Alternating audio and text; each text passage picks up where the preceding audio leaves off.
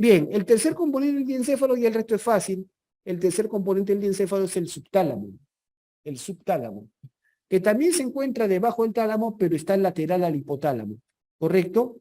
El subtálamo también tiene un grupo de núcleos, pero el más importante que quiero que recuerden toda su vida, el principal núcleo del tálamo es el llamado núcleo subtalámico. El núcleo subtalámico, o conocido también como el núcleo de Lewis. El núcleo de Lewis es el principal componente del subtálamo, ¿correcto? Este núcleo es conformante, es integrante, es parte de los núcleos basales. Los núcleos basales. Es parte de los núcleos basales. ¿Y con qué tienen que ver los núcleos basales? Con coordinación motora. Con coordinación motora. Por lo tanto, participa en la regulación y coordinación motora de músculos proximales de los miembros, de hombros, de caderas. Cuando se lesiona el núcleo subtalámico de Lewis, por ejemplo, por una falla en la irrigación, un infarto cerebral o una isquemia o una hemorragia, se produce una alteración motora que se llama el hemivalismo, con H, ¿no? Hemivalismo. Muy bien, el epitálamo. El epitálamo se encuentra detrás superior y medial al tálamo. El componente principal del epitálamo es la llamada epífisis, o llamada también glándula pineal. Ojo con esto. En neurociencia actual se está rechazando de que esto sea una glándula. Se está rechazando que esto es una glándula, porque histológicamente no tiene células glandulares. ¿Me dejo entender? Si no, se dice simplemente es una estructura nerviosa, tiene neuronas y que producen sustancias liberadoras que son semejantes a neurotransmisores. ¿Correcto? La principal sustancia que va por vía nerviosa, prácticamente es un neurotransmisor que produce la pineal o epífisis, es la famosa melatonina. Melatonina. Y la melatonina, dice, no es una hormona. Entonces, ¿por qué dicen que la pineal es una glándula? Actualmente, la neurociencia actual, a esto le decimos el cuerpo pineal. Así le estamos poniendo el nombre. Ya dice epífisis o cuerpo pineal, ¿ok? Pero va a tardar unos años hasta que el resto se acostumbre. ¿Ok? Muy bien. Ahí está precisamente. La pineal va a producir esto, la famosa melatonina. La melatonina tiene dos funciones fundamentales. Uno, especialmente durante la infancia y la niñez.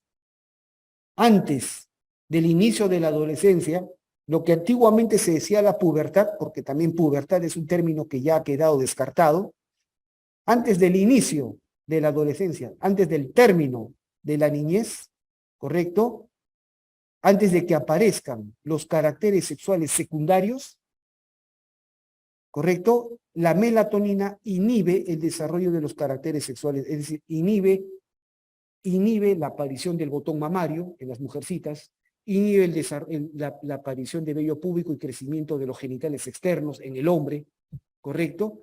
Eso va a inhibir la melatonina, ¿no?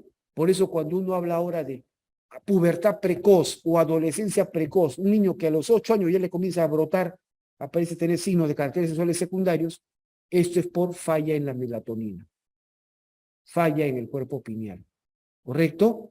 Muy bien.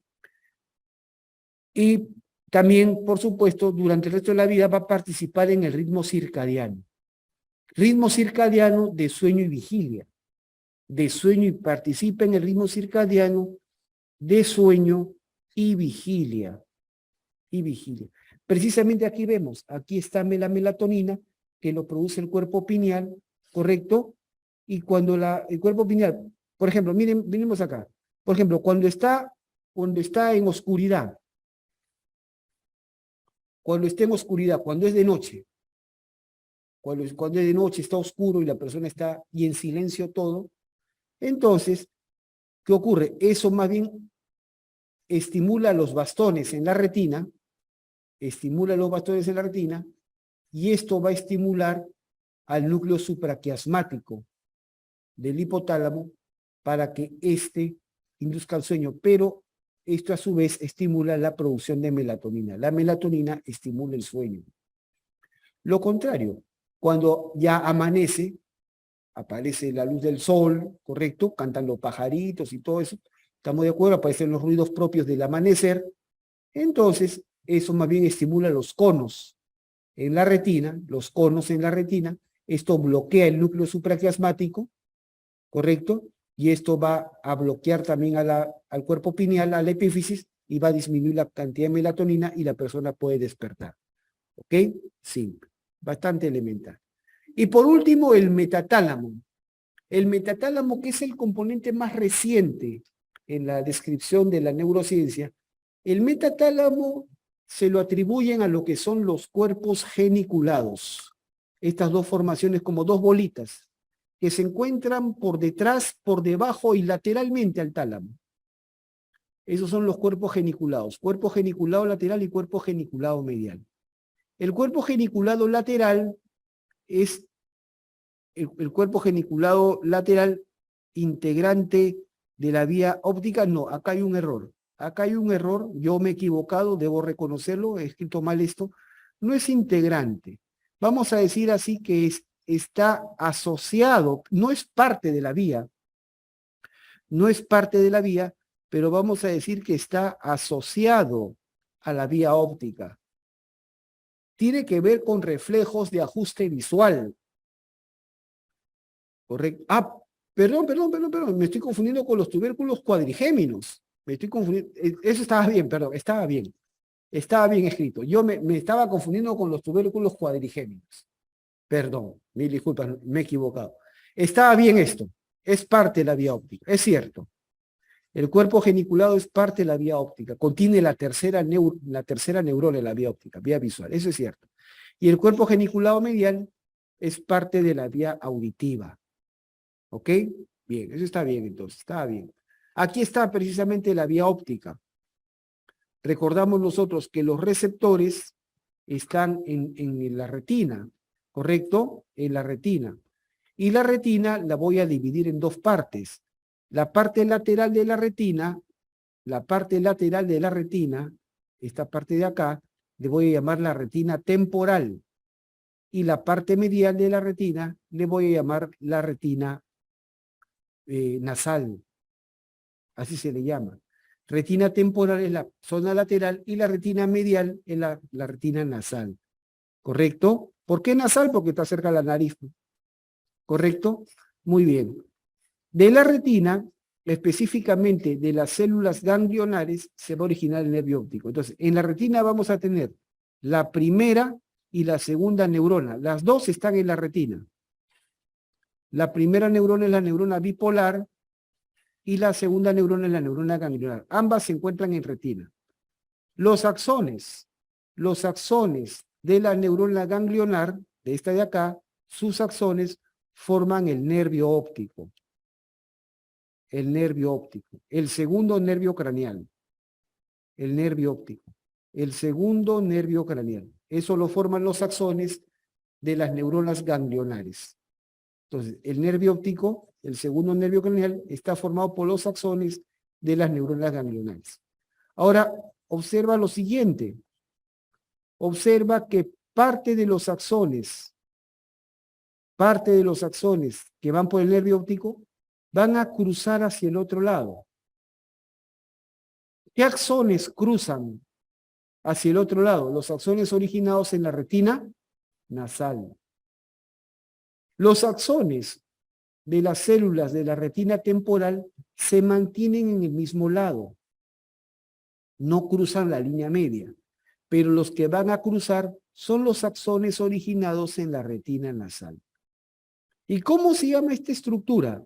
Donde cruzan los axones, ese es el famoso quiasma óptico. Entonces, ¿qué axones cruzan en el quiasma óptico? Cruzan los axones originados en la retina nasal. ¿Ok? No cruzan los que están en la retina temporal. Los que están en retina temporal pasan sin cruzar. En cambio, los de la retina nasal cruzan. Perfecto. Detrás del quiasma óptico se forma otra estructura acá. Esta es la famosa cintilla óptica. Cintilla óptica o también le llaman tracto óptico o también le llaman, los españoles le dicen bandeleta óptica. Bandeleta óptica. Entonces, textos españoles tienen bandeleta, es lo mismo. Bandeleta, tracto, cintilla óptica. ¿Ok? Eso es. Entonces, hay que saber diferenciar.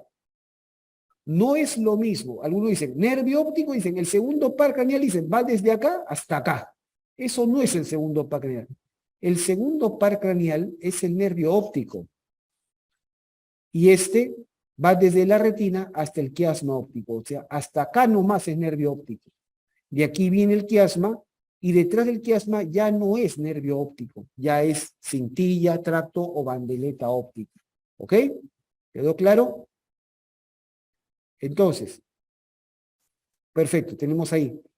¿Cuál es la diferencia entre nervio óptico y tracto óptico?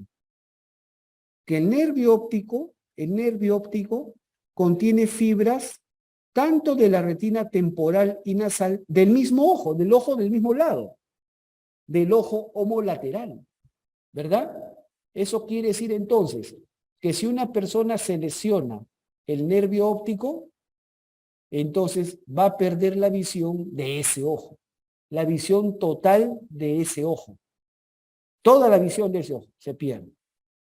En cambio, el tracto, cintilla o bandeleta óptica, este contiene fibras de la retina temporal del ojo del mismo lado,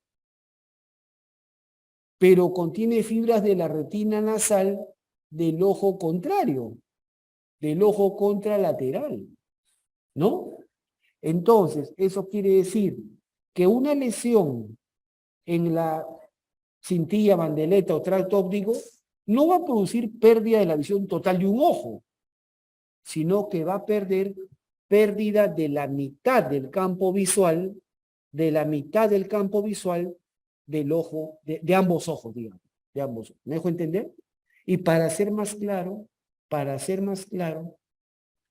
si se lesiona la cintilla óptica, en este caso izquierda, estamos viendo, se alteran las retinas temporales, perdón, las retinas de la mitad izquierda de ambos ojos, ¿no? Y si se lesiona el tracto óptico del lado derecho, se afecta la mitad derecha de ambos ojos. ¿Estamos claros?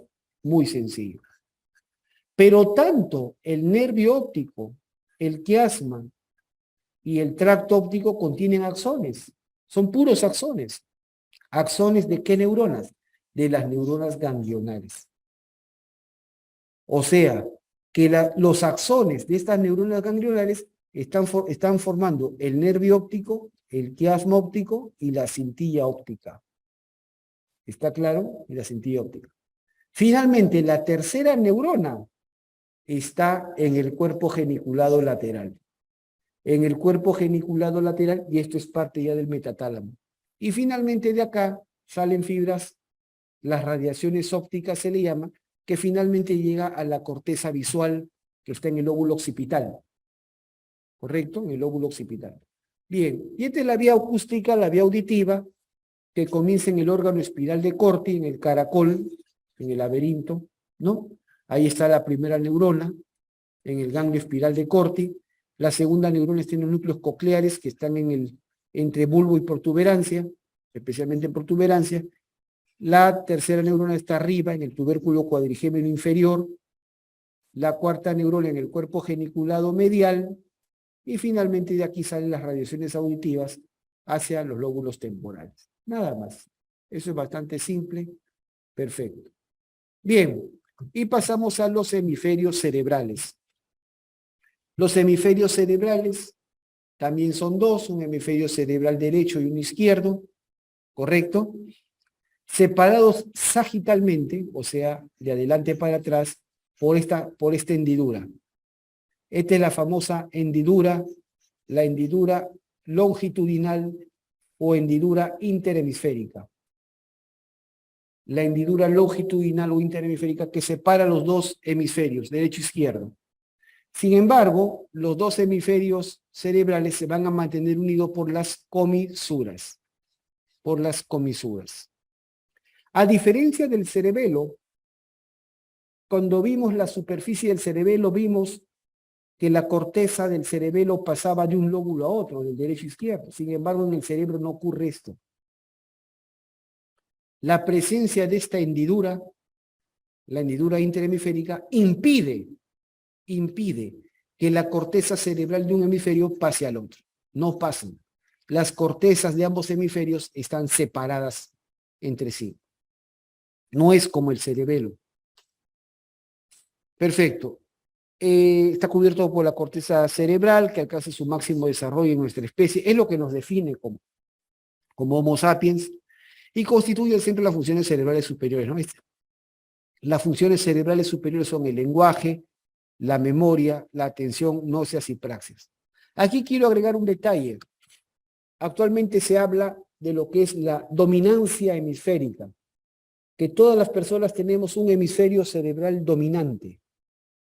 ¿Cuál será? ¿El derecho o el izquierdo? ¿Cuál es el hemisferio? ¿A qué se le llama hemisferio cerebral dominante, para empezar?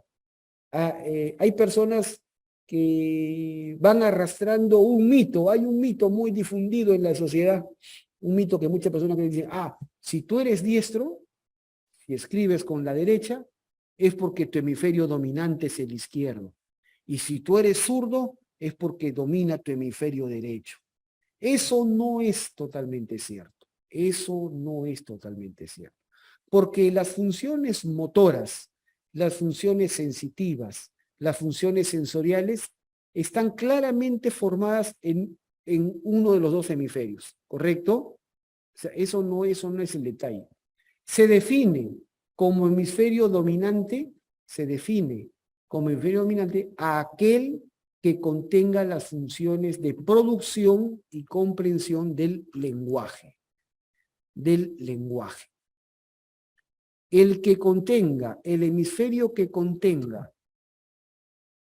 los centros de producción y comprensión lingüística, ese será el hemisferio dominante. Y no en la gran mayoría de la población mundial, en más del 90 y tanto % de la población mundial, no son los dos hemisferios los que tienen la función del lenguaje.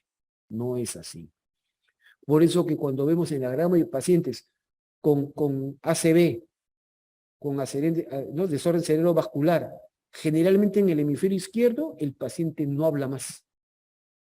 En cambio, ves pacientes con afectaciones en el hemisferio derecho y el paciente puede hablar y puede comprender. ¿Por qué? Si la lesión es similar. Porque en la mayoría de la población mundial, el hemisferio dominante es el izquierdo. No importa que sea zurdo. En más del para empezar, se sabe, se ha calculado una estadística que el 90% de la población mundial es diestra. El 90% de la población mundial es diestra y un 10% es zurda en el mundo. O sea, los zurdos son más o menos el 10%. ¿Correcto? Bien. De los diestros, o sea, del 90% de la población mundial, el 99% de ellos tienen dominancia hemisférica izquierda. O sea, el hemisferio que contiene las funciones lingüísticas es el hemisferio izquierdo. Y en más del 75% de zurdos también es el hemisferio izquierdo. Entonces, para que quede claro. ¿Ok? Nada más. Bien, la corteza cerebral también tiene numerosos surcos en su superficie. Numerosos surcos. Pero a diferencia del cerebelo, en el cerebelo los surcos eran paralelos, en el cerebro multidireccionales. Vemos surcos en múltiples direcciones. Segundo, la porción de corteza que se encuentra entre los surcos, ¿cómo se llamaba en el cerebelo? En el cerebelo se llaman folias. Acá se llaman circunvoluciones o giros. Circunvoluciones o giros. Siguiente concepto, al igual que el cerebelo, vamos a tener surcos menores que son poco profundos y surcos mayores que son más profundos. A estos últimos se les llama cisuras, igual que el cerebelo. ¿Correcto? Bien, otro detalle muy interesante que quiero resaltar también es que cuando uno ve la superficie del cerebro, cree que está viendo toda la corteza cerebral, y está absolutamente equivocado. ¿Correcto?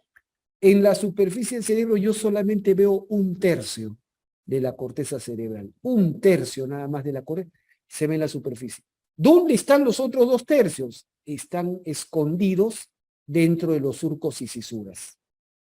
¿Me dejo entender? Y es por esa razón que a veces muchas crisis epilépticas o muchas crisis convulsivas en los niños, cuando les hacen el estudio, el electroencefalograma, sale negativo, sale normal. En algunos pacientes con crisis epilépticas o con crisis convulsivas, sale negativo. ¿Por qué? Porque de pronto cuando el electroencefalograma solamente evalúa la superficie del cerebro, solamente evalúa un tercio de la corteza. El problema puede estar en la profundidad de los surcos y habría que abrirle la cabeza y meterle un electrodo en los surcos, pero eso no nos dejan. ¿Está claro? ¿Se entiende? Entonces, así de simple. Perfecto. Los surcos mayores y cisuras son los más conocidos. Tenemos la cisura, ahí está, la cisura lateral o de Silvio, la cisura lateral o de Silvio, que quiero rescatar acá un detalle. En la cisura lateral o de Silvio tiene 3 ramas. 3 ramas. La cisura lateral o de Silvio tiene 3 ramas. Esta se llama la rama anterior. La rama anterior. Esta es la rama ascendente. Y la más larga, la rama posterior. Más adelante vamos a entender por qué la importancia de esa división. La cisura de Silvio la dividimos así: rama anterior, rama ascendente, rama posterior. ¿Ok? Perfecto. Ya está. Luego tenemos la cisura central o llamada cisura de Rolando. El otro detalle importante también acá es que la cisura de Rolando no llega a contactar con la cisura de Silvio. No llega. Hay un pliegue, una circunvolución pasando entre ambas. ¿Correcto? No llegan a contactar. Muy bien. Luego tenemos una tercera cisura que acá se ve pequeña por fuera, pero por la cara interna se ve mucho más grande. Es la cisura parieto-occipital. Parieto-occipital, o también llamada cisura perpendicular. Perpendicular. Bien, eso es por la cara externa. ¿Correcto? Vemos un surquito, el surquito preoccipital, que también lo vamos a usar. Luego tenemos por la cara interna, acá está, tenemos la cisura pericallosa. Este es el famoso cuerpo calloso. Este es el famoso cuerpo calloso, la gran comisura. Son fibras, axones, que están comunicando ambos hemisferios. Hay una cisura que rodea el cuerpo calloso y se llama la cisura pericallosa. Luego hay otra más arriba, la calloso marginal. Esta cisura calloso marginal no llega solamente hasta este nivel. ¿Ok?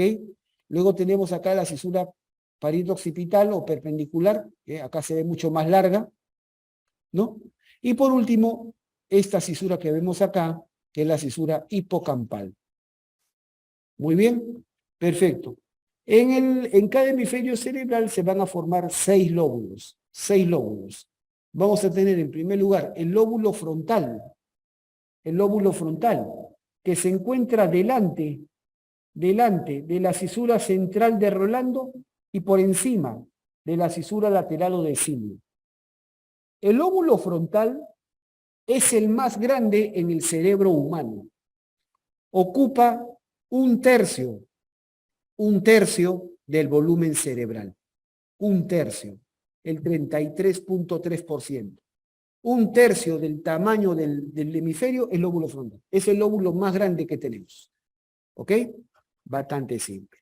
No hay que olvidar ese detalle fundamental. Luego, el lóbulo parietal, que se encuentra por detrás de la cisura de Rolando y por delante de la cisura parieto-occipital. Este lóbulo parietal ocupa un quinto del volumen cerebral, o sea, el 20%. Luego tenemos el lóbulo temporal, que está por debajo de la cisura lateral o de Silvio y por delante de la cisura parieto-occipital. El lóbulo temporal ocupa un cuarto del volumen cerebral, o sea, el 25%. ¿Correcto? Y por último, el lóbulo occipital, que es el más pequeño, está detrás de la cisura parieto-occipital y este ocupa un octavo Un octavo del volumen cerebral. Eso es por la cara externa. Si separo así, como ven, separo, abro. ¿A quién estoy abriendo? ¿Qué estoy abriendo? Estoy abriendo los bordes de la cisura de Silvio. Si abro la cisura de Silvio de esa manera, voy a ver en el interior, en la profundidad, el quinto lóbulo del cerebro, que es el lóbulo de la ínsula. Lóbulo de la ínsula o la isla de Rayleigh. ¿Correcto? Lóbulo de la ínsula o la isla de Rayleigh. Para verlo, hay que abrir, separar los bordes de la cisura de Silvio. ¿Ok? Y por último, el sexto lóbulo es el llamado, bueno, acá vemos los demás lóbulos, que ya los he mencionado, y acá veo el sexto lóbulo. El lóbulo límbico o lóbulo de Broca, este fue descrito por el neurocirujano francés Paul-Pierre Broca en 1861, o sea que es un lóbulo bien conocido. El lóbulo límbico o de Broca. Paul-Pierre Broca lo definió como la porción de corteza que rodea al cuerpo calloso, como lo estamos viendo. Acá está, este es el cuerpo calloso. Entonces, Paul-Pierre Broca dijo, es la porción de corteza que rodea el cuerpo calloso y que rodea al mesencéfalo. Suficiente. Y le puso el nombre, escogió la palabra limbo, que significa borde, margen, que rodea. Eso significa limbo. Y de ahí su nombre, lóbulo límbico de Broca. ¿Correcto? No hay que confundir, también por si acaso, no hay que confundir el lóbulo límbico con el sistema límbico. El sistema límbico es el lóbulo límbico más un grupo de estructuras que hay dentro del cerebro, un grupo de núcleos que están dentro del cerebro. ¿Correcto? O sea, el lóbulo límbico es, digamos, la zona más superficial del sistema límbico. ¿Ok? Nada más. Perfecto. Muy bien. Bueno, acá lo vemos desde abajo, lóbulo frontal, temporal, occipital, y ahí vemos el lóbulo límbico de Broca, ¿ven? Alrededor del mesencéfalo. Precioso se ve ahí, muy bonito. Perfecto. Ahí están los tamaños que ya los mencioné. El lóbulo frontal es el más grande en nuestra especie. O sea, ocupa más o menos un tercio, pues 30-33%. El lóbulo temporal es el segundo más grande, un cuarto, 25% alrededor, ¿no? Y parietal es el tercero, un quinto, 20%, y el occipital es el más pequeño, un octavo. Y el resto lo ocupan el lóbulo de la ínsula y el lóbulo límbico. ¿Ok? Nada más. Bien. En el lóbulo frontal, ahí vemos, vamos a tener 4 circunvoluciones importantes. La F1, llamada circunvolución frontal superior. La F2, circunvolución frontal media. La F3, circunvolución frontal inferior. ¿Correcto? O sea, todo esto que vemos acá. La F1, frontal superior. La F2, frontal media. La F3, frontal inferior. ¿Correcto? Y vamos a ver la F4, la circunvolución frontal ascendente. Que se encuentra justamente delante de la cisura central o de la cisura de Rolando. Por esa razón que a la F4 también le llamamos la circunvolución precentral o prerolándica, porque está delante de la cisura de Rolando. Precentral o prerolándica. Esas son las 4 circunvoluciones que vemos en la cara externa del lóbulo frontal. Recontra fáciles, sumamente sencillas. La F1 frontal superior, la F2 frontal media, la F3 frontal inferior y la F4 frontal ascendente, prerolándica o precentral. Pero acá viene un detalle más, la F3. Observemos a la F3. Cuando uno observa la F3, se da cuenta que está dividida en 3 porciones. ¿Por quién? ¿Quién lo divide? ¿Se acuerdan? Estas 2 ramitas de la cisura de Silvio. La rama anterior y la rama ascendente de la cisura de Silvio. Esta ramita anterior y rama ascendente divide a la circunvolución frontal inferior, vale decir, la F3 en 3 porciones. Esta es la porción, claro, la porción orbitaria, Esta, que acá vemos claramente, la porción triangular. Y esta que está atrás, la porción opercular. Orbitaria, triangular y opercular. ¿Correcto? ¿Por qué va a ser importante recordar esto? ¿Por qué fastidiamos con esto, con las tres porciones de la F3, de la circunvolución frontal inferior? ¿Por qué? Porque, porque especialmente acá, en la porción triangular y en la porción opercular, ahí se encuentra el área motora del lenguaje. El área motora del lenguaje, conocida como el área de Broca. El área de Broca, el área motora, el área que hace capacidad de producir palabras, de poder hablar, no de comprensión. No estoy hablando de captación, sino de producción del lenguaje. ¿Estamos claros? El área de Broca, área motora, área productiva del lenguaje. ¿Dónde se encuentra? En la F3, en la circunvolución frontal inferior, específicamente en la porción triangular y opercular. ¿Ok? Si un paciente tiene una lesión en esa zona, el paciente no producirá palabras. Podrá emitir sonidos, pero no puede pronunciar palabras. Suele pasar como un mudo, ¿me dejo entender? Pero si es una persona que antes habló bien y luego después de un accidente cerebral tiene este problema, pues tiene afectada el área. El paciente pierde la capacidad de producir palabras, pero no pierde la capacidad de comprender las palabras. Tú le dices al señor, póngase de pie. El paciente no puede hablar, póngase de pie, el paciente se para. O sea, sí te entiende lo que le estás diciendo. Levante su mano derecha, pero no produce palabras. ¿Me dejo entender? Eso es el área de Broca, el área productiva del lenguaje, el área motora del lenguaje. No es un área de comprensión verbal, es un área de motricidad, de capacidad de producir palabras. ¿Ok? Muy bien, ya sabemos dónde está. Esa es la importancia entonces de dividir a la F3 en esas porciones. ¿Ok? El lóbulo parietal. En el lóbulo parietal vamos a tener tres circunvoluciones. La P1, circunvolución parietal superior, la P2, circunvolución parietal inferior, y la P3, circunvolución parietal ascendente, o llamada postcentral o postrolándica. Postcentral o postrolándica, ¿correcto? Postrolándica, o porque está detrás de la cisura de Rolando. Ahora viene otro detalle, la P2, la circunvolución parietal inferior. Esta está dividida también en dos circunvoluciones. Esta que vemos acá y esta que vemos acá. ¿Ven? Aquí estamos viendo a quién. La rama posterior de la cisura de Silvio. Cuando uno llega al extremo posterior de la cisura de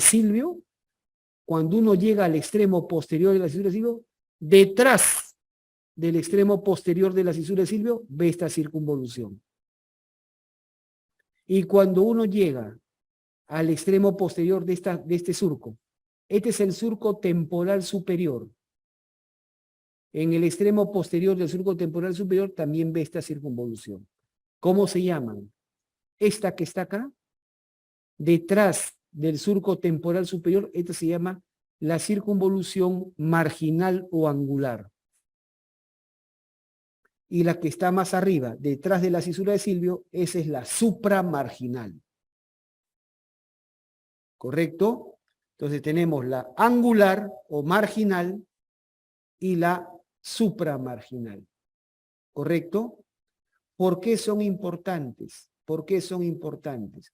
Porque aquí se van a encontrar las áreas de la comprensión de la lectura y del lenguaje simbólico. Del lenguaje simbólico. Área de la comprensión de lectura y lenguaje. ¿Qué cosa es la lectura al fin y al cabo? ¿Qué cosa es la lectura? Los seres humanos nos hemos inventado nos hemos inventado una serie de simbolitos a las cuales le llamamos letras, a los cuales todo esto que nosotros vemos acá, ya prácticamente de manera subconsciente, le damos un sentido en nuestra imaginación, porque se nos ha enseñado desde niños que estos son letras y eso es lo que es la base gráfica del idioma, ¿verdad? Entonces, estos son los grafemas, símbolos convencionales que nosotros le damos un sentido. ¿Me dejó entender? Entonces, este es el área de la comprensión de la lectura. Y no solamente, sino que no basta con darle el sentido, o sea, que acá diga lóbulo parietal. No basta porque hay personas que leen, pero no comprenden. Y eso lo vemos a diario con todos los comentarios que hacen en redes sociales. Claramente se nota que no entienden lo que leen, ¿correcto? Por eso el Perú creo que anda último en los rankings de comprensión verbal a nivel escolar, ¿no? Falta reforzar eso. Entonces, no comprende lo que... Entonces, una cosa es leer y otra cosa es comprender. Entonces, estas son las zonas de la comprensión de lectura, de la comprensión verbal. Si una persona tiene una lesión específica en estas circunvoluciones, pierde la capacidad de entender grafemas y de entender simbolismos. Por ejemplo, también hay lenguaje no verbal, lenguaje simbólico. Por ejemplo, si estás manejando y ves que el semáforo se pone, cambia el foco al rojo, ¿qué te está diciendo? Que te detengas, que pares el auto, que no puedes seguir manejando, que te detengas un rato hasta que pasen, qué sé yo, los transeúntes. Eso te está diciendo. Si estás jugando un deporte, estás jugando fútbol, estás jugando vóley, y el árbitro toca el pito, ¿qué significa? Detengan la jugada, qué sé yo, de repente ha habido un foul, ha habido un fuera de juego, qué sé yo. Hay lenguaje no simbólico. Si una persona de lejos te hace así, te está saludando. ¿Me dejo entender? Ese es lenguaje simbólico, lenguaje no verbal. Entonces, eso es también parte de la comprensión. Entonces, cuando una persona tiene lesión en estas zonas, en estas áreas, giro marginal y giro supramarginal, pierde la capacidad de comprensión de lectura. ¿Ok? Muy bien. ¿Nada más? Pasamos al lóbulo temporal. Es bastante sencillo, 3 circunvoluciones nada más. La T1, circunvolución temporal superior, T2, temporal media y T3, temporal inferior. ¿Correcto? Aquí quiero resaltar lo siguiente. En el tercio posterior, y aquí quiero marcar diferencia y con muchos que cometen errores. Por si acaso, tengo toda la bibliografía que me sustenta. Aquí está. Si yo marco acá en el tercio posterior de la T1, el tercio posterior de la circunvolución temporal superior, esa es el área sensorial del lenguaje. El área sensorial del lenguaje o conocida como área de Wernicke o Wernicke, como le dicen, ¿no? Wernicke. Esta es el área de Wernicke.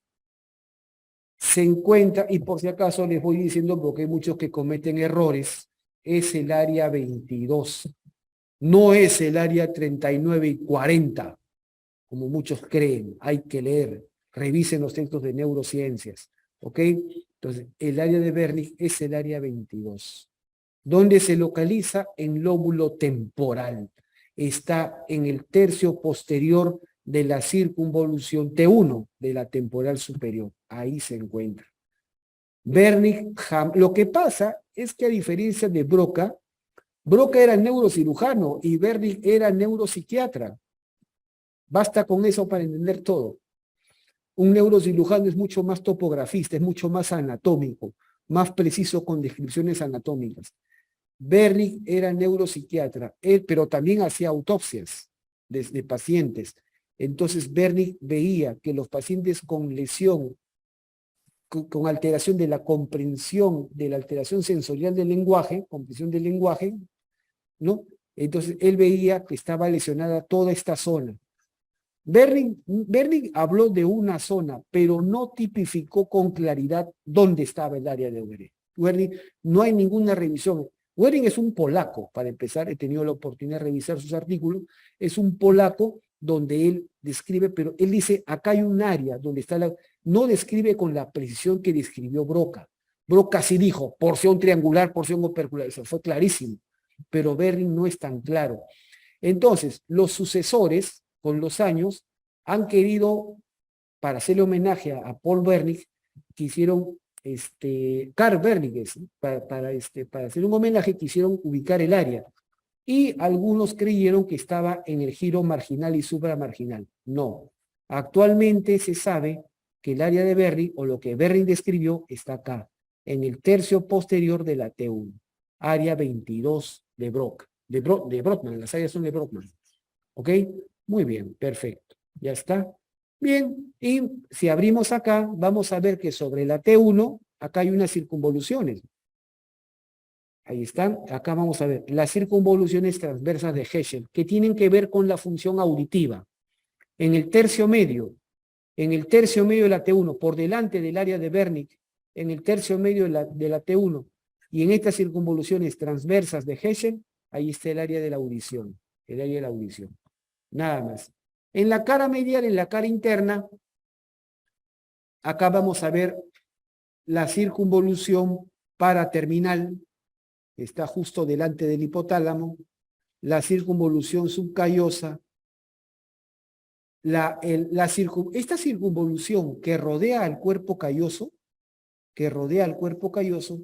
toma el nombre de circunvolución del cuerpo calloso, así se le llama.